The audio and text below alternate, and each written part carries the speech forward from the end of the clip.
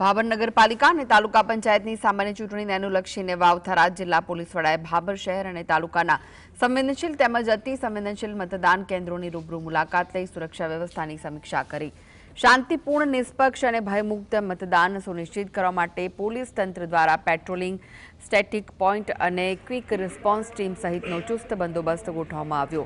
Police વડાએ અધિકારીઓને કડક સૂચનાઓ આપતા સ્પષ્ટ કર્યું કે ચૂંટણી પ્રક્રિયામાં ખલેલ પહોંચાડનાર કે ગેરકાયદેસર પ્રવૃત્તિ કરનાર તત્વો સામે કડક કાર્યવાહી કરવામાં આવશે।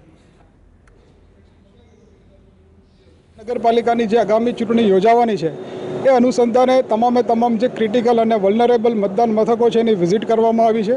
કોન્ફિડન્સ બિલ્ડિંગ મેજરના ભાગરૂપે એવા સંવેદનશીલ વિસ્તારો છે એ સંવેદનશીલ વિસ્તારોમાં દરેક નાગરિકો છે એ ભયમુક્ત અને શાંતિપૂર્ણ વાતાવરણમાં પોતાના બંધારણીય અધિકારનો અને મતાધિકારનો ઉપયોગ કરી શકે એ માટે પોલીસ વિભાગે સંપૂર્ણ વ્યવસ્થાઓ કરી છે।